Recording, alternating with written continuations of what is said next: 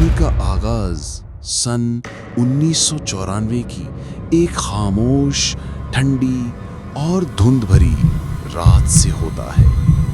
پنجاب کے ایک چھوٹے سے گاؤں بھمبر میں لوگ جلدی سونے کے عادی تھے۔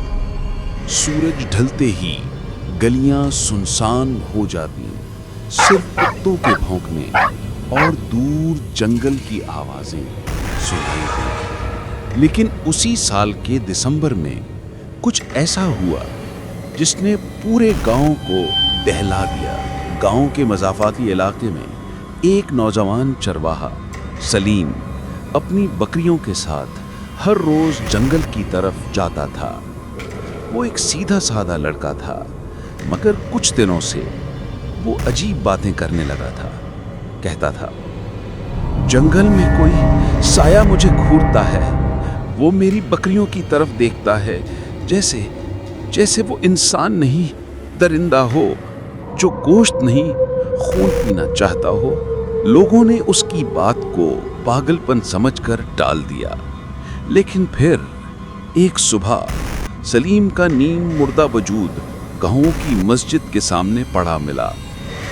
اس کی گردن پر 2 گہرے سوراخ تھے، جیسے کسی جانور نے اسے کاٹا ہو، مگر خون کا ایک قطرہ بھی اس کے جسم میں باقی نہ تھا۔ ڈاکٹر نے حیرت سے کہا، ایسا لگتا ہے جیسے اس کا سارا خون چوس لیا گیا ہو۔ اس واقعے کے بعد گاؤں میں خوف کی لہر دوڑ گئی۔ بچوں کو باہر جانے سے روک دیا گیا، جانوروں کو رات کے وقت باندھ دیا گیا۔ لیکن کہانی یہیں ختم نہیں ہوئی۔ دوسرا شکار ایک ہفتہ گزرا ہی تھا کہ گاؤں کا ایک اور نوجوان عرفان اچانک غائب ہو گیا۔ 2 دن بعد اس کی لاش قریبی جوہر سے ملی۔ جسم نیلا پڑ چکا تھا، آنکھیں کھلی ہوئی تھیں اور چہرے پر ایسا خوف تھا جیسے اس نے مرنے سے پہلے کچھ نہایت بھیانک دیکھا ہو۔ حیرانی کی بات یہ تھی کہ اس کے جسم میں بھی خون نہیں تھا اور گردن پر وہی 2 گہرے دانتوں کے نشان۔ اب یہ محض اتفاق نہیں تھا، لوگ اب کھلے عام بات کرنے لگے کہ یہ کوئی آدمی نہیں، خون پینے والا درندہ ہے۔ کچھ بزرگوں نے تو اسے ویمپائر کا نام دیا، جیسے پرانی کہانیوں میں سنا تھا۔ اجنبی کی آمد۔ ایک دن گاؤں میں ایک اجنبی آیا، کالا لمبا کوٹ، سفید چہرہ، سرخ آنکھیں اور نازک ہونٹ، جیسے کسی اور دنیا سے آیا ہو۔ اس نے اپنا نام رشید بتایا اور دعویٰ کیا کہ وہ پرانے آسیبوں پر تحقیق کر رہا ہے۔ اس نے رات گاؤں کے قبرستان میں رہنے کی خواہش ظاہر کی۔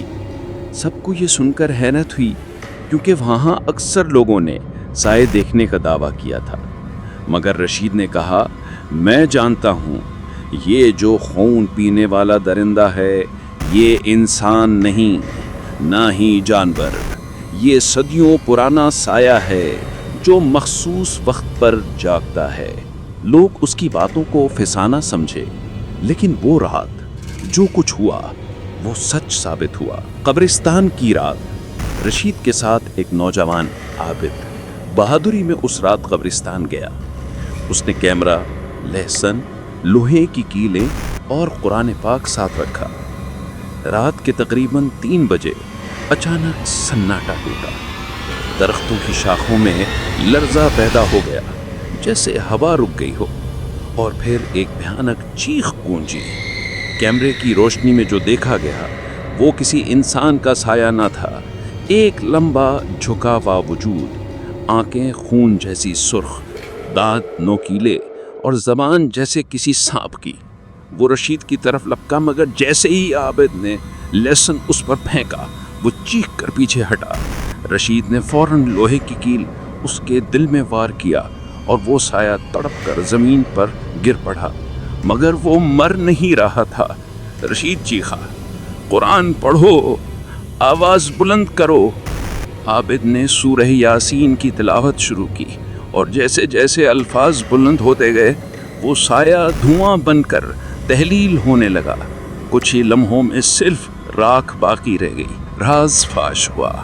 अगले दिन रशीद ने बताया कि ये दरिंदा असल में सदियों पुराना रूहानी कैदी था। एक ज़माने में वो एक दरवेश था, मगर इल्म के गुरूर ने उसे शैतानी रास्ते पर डाल दिया। उसने लाफानी ज़िंदगी के लिए इंसानों का खून पीना शुरू कर दिया। एक वलीउल्लाह ने उसे कैद कर दिया, मगर उसकी कैद वक्त के साथ कमज़ोर हो चुकी थी और अब वो वापस आया था। रशीद की बदौलत गांव इस अजाब से बच गया, मगर उसने जाते जाते कहा, ये एक ख़त्म हुआ, मगर ऐसे साए कई और हैं जो तुम्हारे दरमियान छुपे हुए हैं, कभी मस्जिद के सतूनों में, कभी कब्र के कुतबों में और कभी इंसान के जिस्म में। इख्तिताम या आगाज़। रशीद एक दिन अचानक चला गया। किसी ने उसे आते न देखा न जाते। सिर्फ वही कैमरा बाकी रहा जिसमें आखिरी मंजर की एक झलक थी। वो धुन में लिपटा हुआ साया जो शायद अब भी कहीं मौजूद है।